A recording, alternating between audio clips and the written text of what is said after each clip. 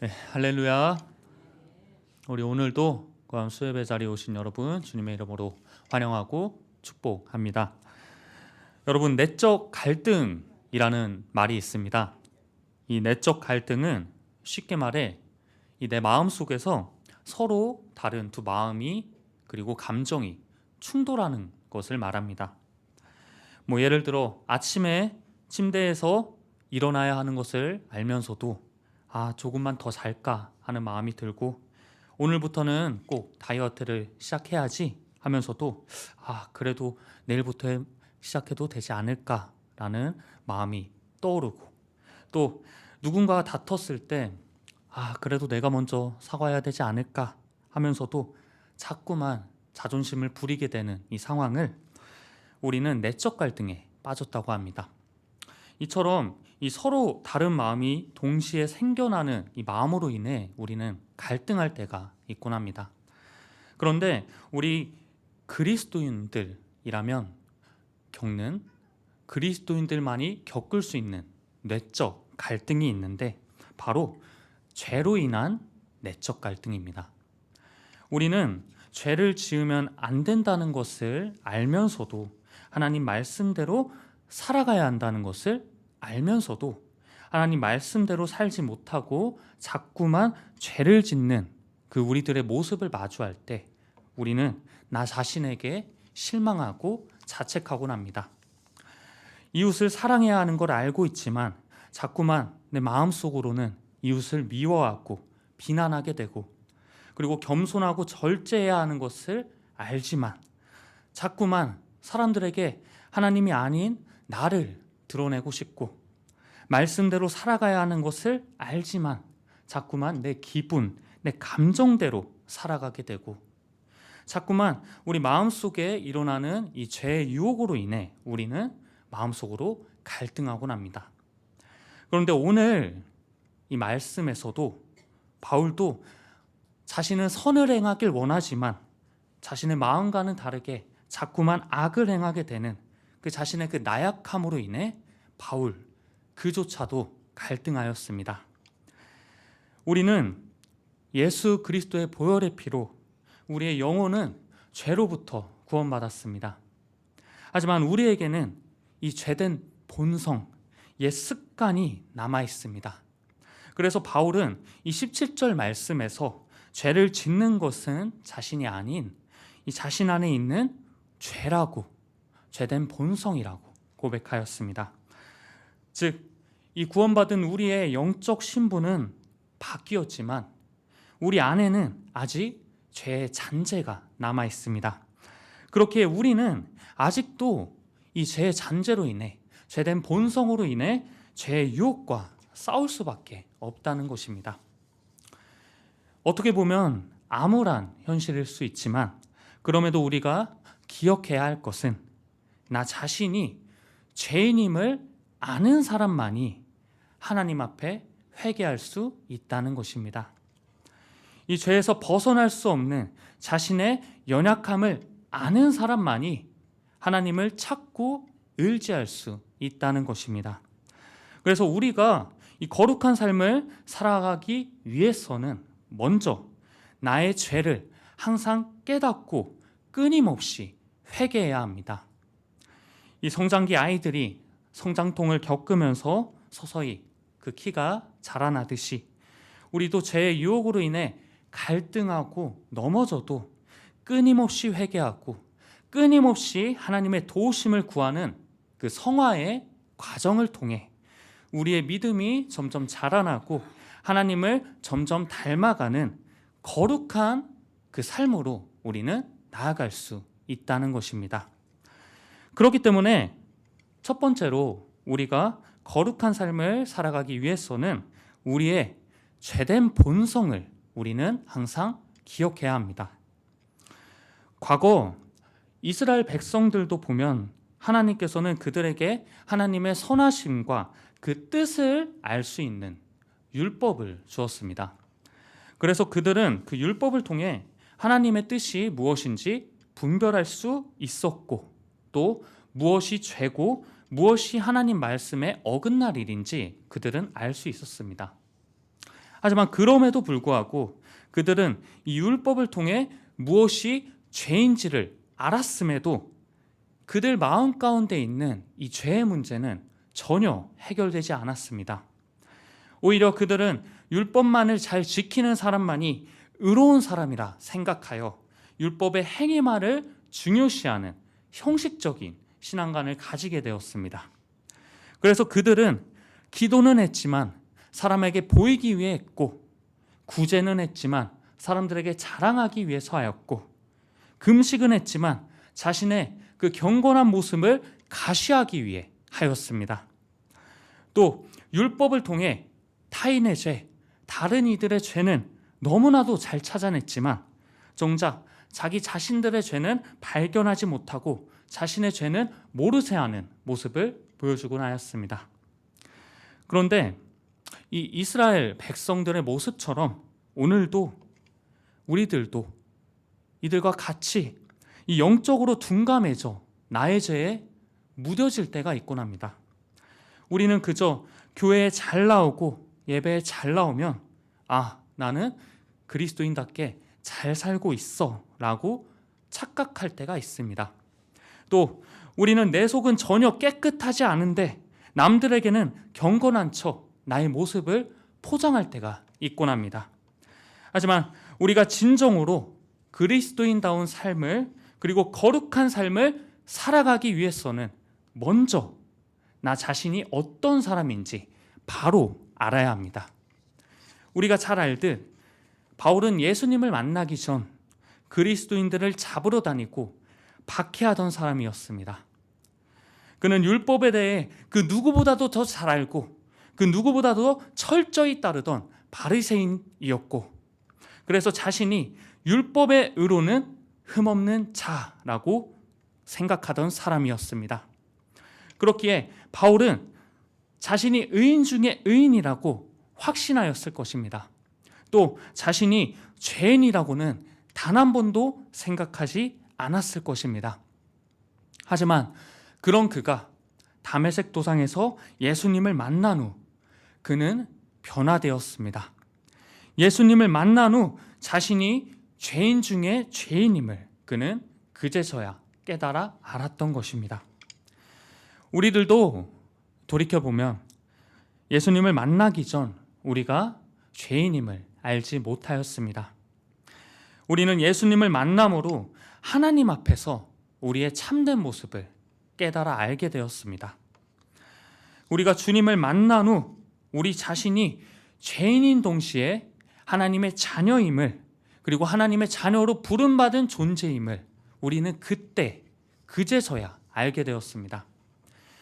우리는 그 은혜에 감격하여 다시는 죄짓지 않고 하나님 말씀대로 평생을 순종하며 살 수 있을 것만 같았지만 그렇게 살아가지 못하는 나의 이 죄된 모습, 이 죄 가운데 살아가는 나의 모습을 보며 우리는 끊임없이 낙심하고 좌절하곤 합니다. 하지만 그럼에도 우리가 기억해야 할 것은 우리의 영이 죽어있는 것이 아닌 살아있기 때문에 우리는 우리의 죄를 알고 그 죄로 인해 갈등할 수 있는 것입니다. 자신이 부족한 걸 아는 사람이 자신의 부족함을 메꾸기 위해 노력하고 성장해 나갈 수 있듯이 자신의 죄를 아는 사람이 자신의 죄를 회개하고 거룩한 삶으로 한 걸음 더 가까이 나아갈 수 있다는 것입니다. 교회를 아무리 열심히 다닌다 해도 내 마음속에 욕심이 끊이지 않고 시기와 질투와 험담이 끊이지 않고 절제하지 못한 채 교만하게 살아가면서도 아무런 죄의식조차 느끼지 못한다면 오히려 그런 사람이 자신의 영적 상태를 진지하게 한번 되돌아볼 수 있어야 한다는 것입니다. 루터는 말했습니다. 이 믿음이라는 것은 커지면 커질수록 우리가 죄인됨을 깨닫게 한다고. 바울도 그의 믿음이 커지면 커질수록 자신이 하나님 앞에 떳떳하지 못한 죄인임을 깨달아 알았습니다. 처음에는 자신을 사도 바울이라 하였고 그 후에는 사도 중에 가장 작은 자 바울, 또 그 후에는 모든 성도 중에서 가장 작은 자, 결과적으로 마지막에는 자기 자신은 죄인 중에 괴수라고 하였습니다.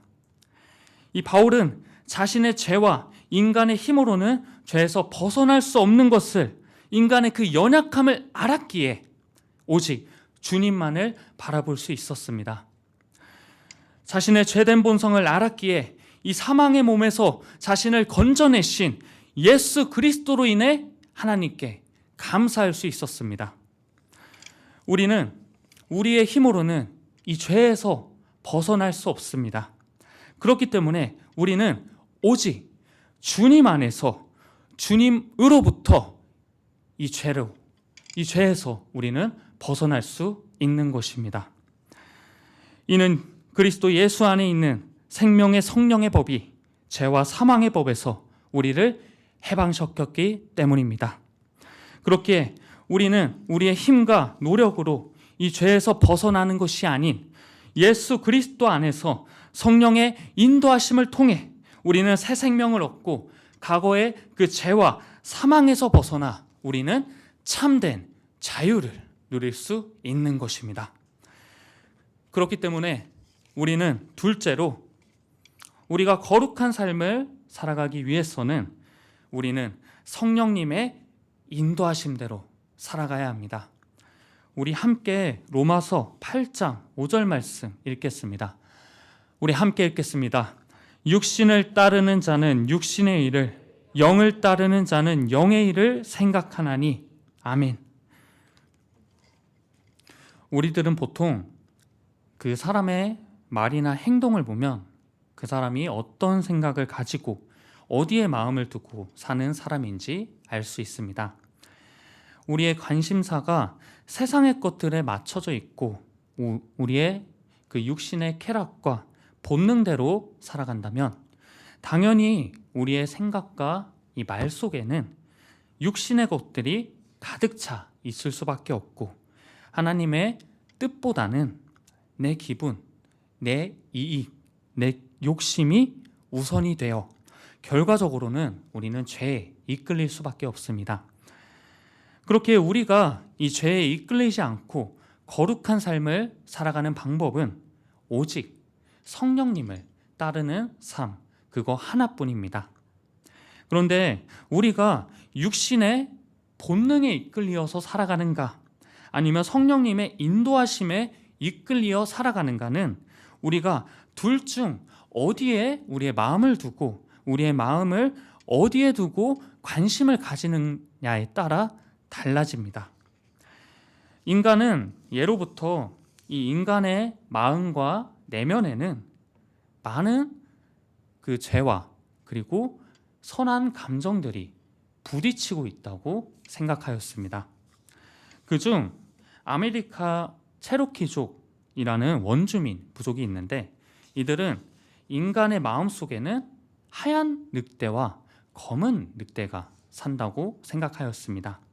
하얀 늑대는 선하고 사랑하고 평화하고 겸손한 마음이고 검은 늑대는 악하고 분노하고 시기하고 욕심을 품는 마음인데 이 둘이 싸우면 누가 이기냐면 바로 내가 관심을 가지고 먹이를 주는 늑대가 이긴다고 생각하였습니다. 즉 내가 어떤 늑대를 선택하고 어떤 늑대에게 관심을 가지고 그 늑대에게 집중하느냐에 따라 검은 늑대가 이길 수도 있고 하얀 늑대가 이길 수도 있다는 것입니다. 이처럼 우리는 육신의 일과 그리고 육신의 생각이 아닌 우리가 영의 일과 영의 생각에 관심을 가지고 집중하며 살아갈 때 우리는 이 악한 세상 풍조와 그리고 육신의 그 죄에서 벗어나 성령님과 함께 거룩한 삶을 살아갈 수 있게 된다는 것입니다. 하지만 우리는 육신에 속한 이들이기 때문에 매 순간 성령님을 쫓는다는 것은 쉽지가 않습니다. 그래서 우리는 성령님을 쫓기 위해 꾸준히 반복하며 하루하루 훈련해 나갈 수 있어야 합니다. 일어나자마자 유튜브 동영상을 보며 하루를 시작하는 사람과 하루를 기도로써 하나님의 성령님의 뜻과 인도하심을 구하며 시작하는 사람의 그 영성은 차이가 날 수밖에 없습니다. 또 드라마 속 세상적인 그 이야기들과 그리고 영상들로 머릿속을 채우고 잠을 청하는 사람과 오늘 하루 나의 모습과 나 자신을 성찰하고 회개하며 잠드는 사람의 그 삶의 모습은 다를 수밖에 없습니다. 그렇기에 우리가 매 순간 우리의 마음이 성령님을 향하고 성령님을 바라보고 성령님을 쫓는다면 그때 우리는 세상과 구별된 하나님의 자녀로서 살아가는 우리들의 그 거룩한 모습을 마주할 수가 있게 되는 것입니다. 사랑하는 성도 여러분, 지금은 사순절 기간입니다.